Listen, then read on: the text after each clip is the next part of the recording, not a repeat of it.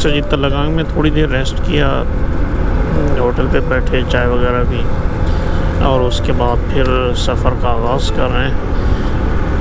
यहाँ से मियाँ वाली का जो डिस्टेंस है वो तकरीबन 100 किलोमीटर है और 100 किलोमीटर तय करने में शायद अप्रॉक्सीमेटली 2 घंटे लगेंगे। अभी जो टाइम हुआ है वो 4:30 का है और उम्मीद है कि शाम से पहले हम पहुँच जाएंगे मियाँ वाली। अभी मैं सामने से राइट टर्न लूँगा तो फिर हम आ जाएंगे मियाँ वाली तलगांग रोड पे बाईपास से। तो यहाँ से फिर सामने हम निकल जाएंगे। और एक चीज़ और, ये अब तो बिल्कुल फ्रंट से ही सूरज की रोशनी लग रही है। चलें, अल्लाह बेहतर करेगा, ये बाद में एडिटिंग टाइम देख लेंगे कि कैसी वीडियो आई। अच्छा, जिस बेल्ट से मैं अभी आया हूँ ना, ये मेरे ख्याल में ये आ गया फतेह जंग, अटक वाली साइड, पिंडी गेप और ये तलगांग, चकवाल, ये वाला एरिया। ये एरिया बड़ा मशहूर है एक लिहाज से, और ये पोठवारी एरिया है। ये पोठवार के इलाके की मूंगफली मशहूर है, बड़ी अच्छी क्वालिटी की मूंगफली होती है यहाँ पे। और दूसरी चीज़, तलगांग में मैंने तलगांग में ना मखड्डी हलवा खाया है, वो बड़ा मज़े का था। और चकवाल की रेवड़ी मशहूर है। बाकी अटक, फतेह जंग, पिंडी गेप की आपने बता देना है कि कौन सी चीज़ें मशहूर हैं, कौन सी चीज़ें खाई जा सकती हैं, तो उस हिसाब से फिर, ताकि मुझे पता चलना चाहिए कि कौन से एरिया में जाके हम क्या चीज़ खा सकते हैं, कौन सी चीज़ बेहतर रहेगी, तो इस तरह आइडिया होता जाता है। अच्छा, एक चीज़ मैं और आपको दिखाना चाह रहा था, ये देखें, वही चीज़ जिसका बार बार हमें सामना करना पड़ रहा है, बार बार देखनी पड़ रही है, मवेशी, रेवड़, माशाल्लाह, अल्लाह बरकत दे। ये तकरीबन हम तलगांग से मेरे ख्याल में 10 किलोमीटर आगे आ चुके हैं। टोटल डिस्टेंस 100 किलोमीटर का है मियाँ वाली तक। मैंने वैसे मियाँ वाली से थोड़ा सा पहले रुकना है, तो हम तो वहाँ पे ही एंड कर देंगे। बहरहाल मियाँ वाली से तकरीबन 20 किलोमीटर हम पहले रुक जाएंगे, तो वहाँ तक हमारा सफ़र होगा। वैसे ओवरऑल ये डिस्टेंस जो है 100 किलोमीटर बनता है।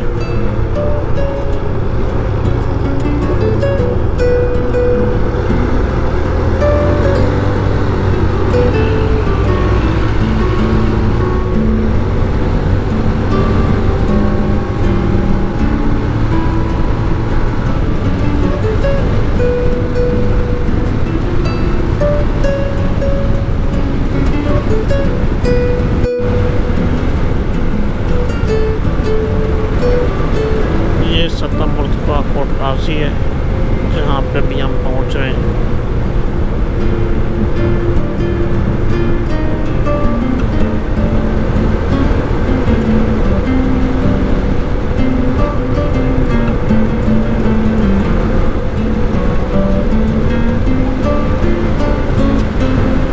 और इस जगह के बाद, यानी कोट काजी के बाद जो नेक्स्ट पॉइंट है वो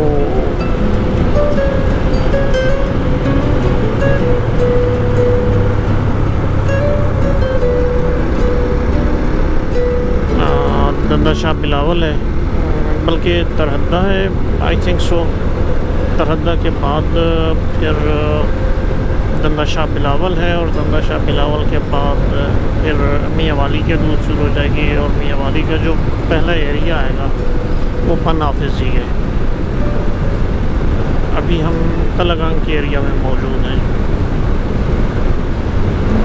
ये कह लें कि अगर यहाँ से डिस्टेंस शायद मेजर किया जाए तो तलगांग का डिस्टेंस थोड़ा सा कम होगा मियाँ वाली से।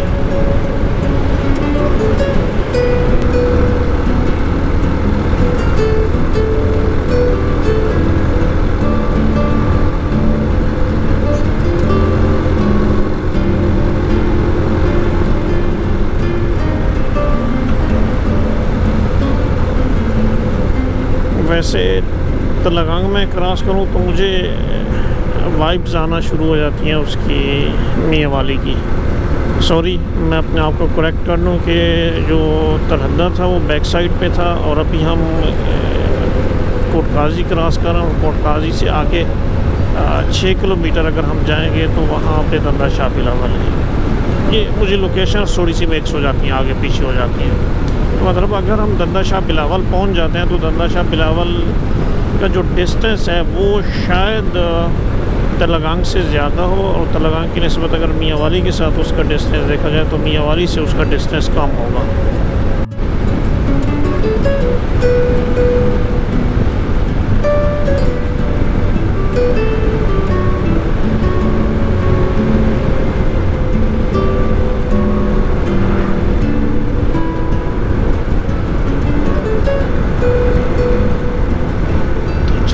ये मियाँ वाली का डिस्टेंस यहाँ से 39 किलोमीटर है, और यहाँ सामने जो फर्स्ट यूनियन काउंसिल है मियाँ वाली सिटी की, जो हमारा इस्तकबाल करती है, वो बन हाफिज़ जी है।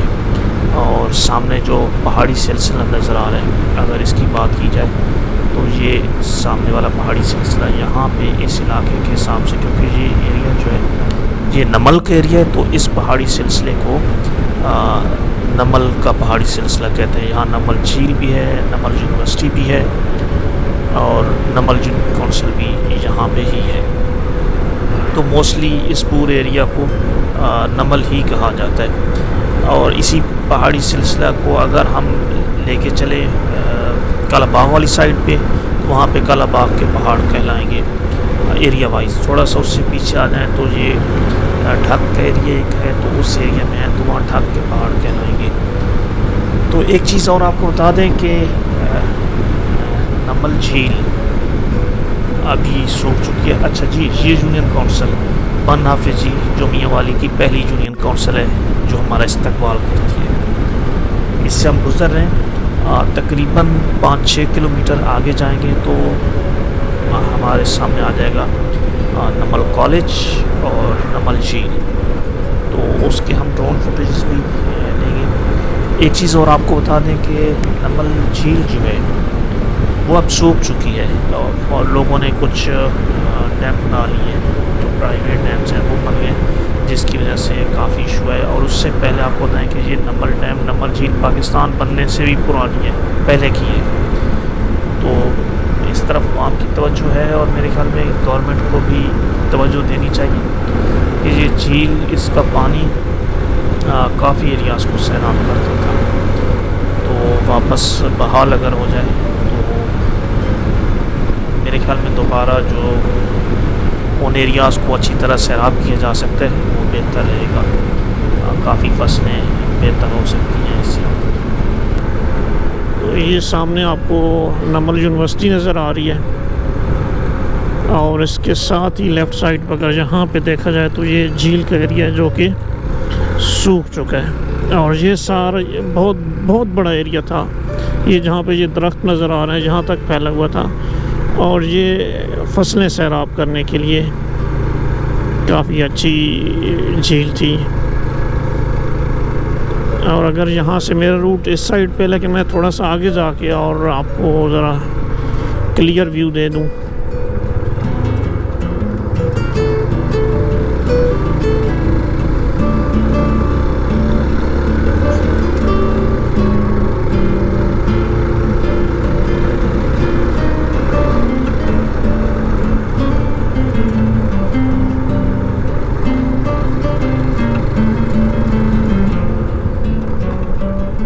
इस पॉइंट पे हम रुक जाते हैं।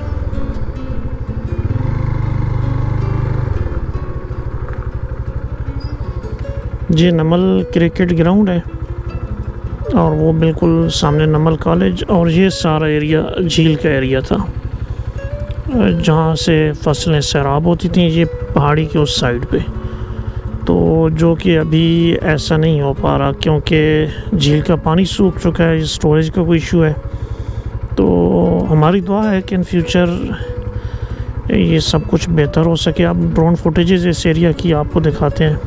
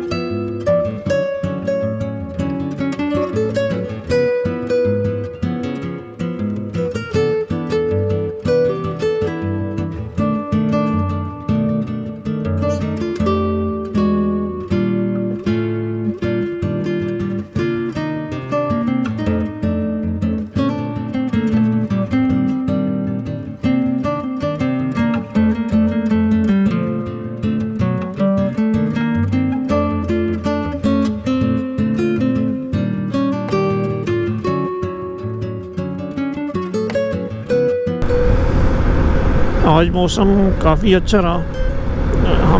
मैं कम से कम इतना एक्सपेक्ट नहीं कर रहा था कि इतना अच्छा वेदर होगा, लेकिन अल्हम्दुलिल्लाह काफ़ी अच्छा मौसम था।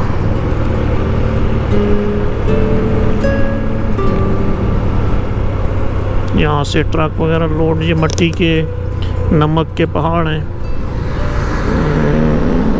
यहाँ बर्तन बनाने के लिए मिट्टी यहाँ से मोस्टली जाती है गुजरात साइड में।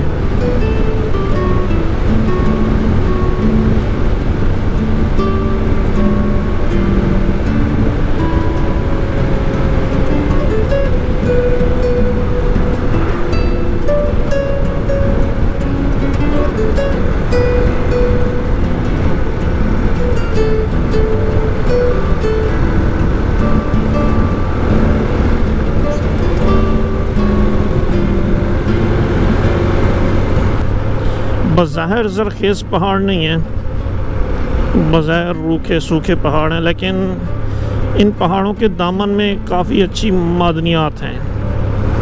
यानी कि बाहर से इनमें कुछ नहीं है, लेकिन इनके अंदर जो इन्होंने जो कुछ अपने अंदर छुपाया हुआ है ना, वो बड़े कीमती ख़जाने हैं। जब बाकी एरियाज़ में जहाँ पे घने जंगल हैं और वहाँ पे इंसान का जाना, वहाँ पे जाके बीज लगाना या पौधे लगाना मुश्किल है, तो ये हेलीकॉप्टर के ज़रिए वहाँ फेंके जाते होंगे। तो इस तरफ भी तवज्जो देनी चाहिए। बस एक ही तवज्जो है यहाँ पे मुझे नज़र आती है, वो पहाड़ों की कटाई। पहाड़ों की कटाई हो रही है, लेकिन जंगलात इन जैसी जगहों पे लाजमी उगाने चाहिए। यानी कि ये वो जगह है जिसे हम ये कह सकते हैं कि ये काबिल काश्त नहीं है, तो ऐसी जगहों पे जंगल लाजमी होना चाहिए। एक चीज़ और कि ये पोठहार का जो एरिया है, वहाँ पे जैतून के जंगलात हैं, तो यहाँ पे भी जैतून के जंगलात पे ट्राई की जा सकती है। तो तवज्जो देनी चाहिए वैसे इस साइड पे। जो भी हो, एज अ ह्यूमन हमें भी इस पे फोकस रखना चाहिए। इस तरह की मुआशरती इश्यूज़ को देखें, मुआशरा जुड़ा होता है इन चीज़ों के साथ, तो इनको उजागर करना चाहिए।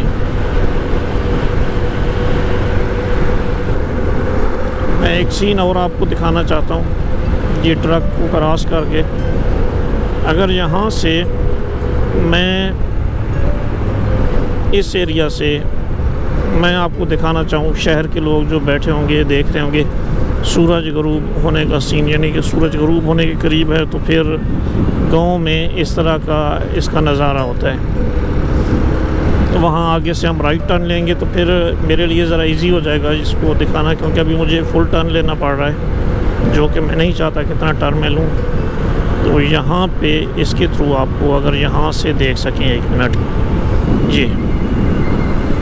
ये वो हुस्न है जो गाँव के लोग देख सकते हैं, गाँव में अक्सर नज़र आता है, या फिर समंदर के किनारे लोग जाके देख सकते हैं। तो ये गाँव की खूबसूरती है।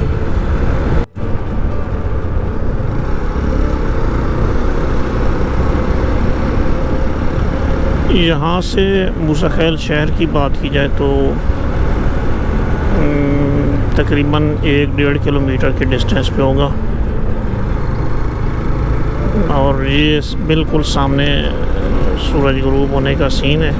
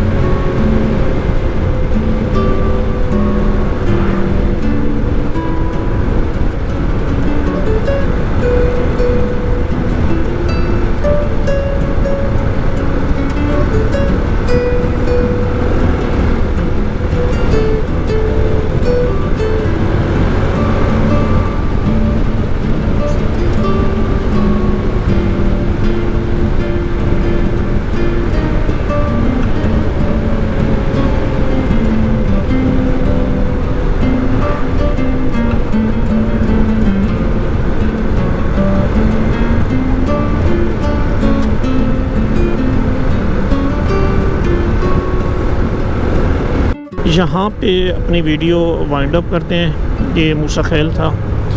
सीधा यही रोड अगर 20 किलोमीटर और जाया जाए तो फिर मियाँ वाली सिटी आएगा और मेरा यहाँ से लेफ़्ट टर्न। तो इंशाल्लाह ताला फिर नेक्स्ट वीडियो में मुलाकात होगी। तब तक अपनी दुआओं में याद रखिएगा। अल्लाह हाफ़िज़।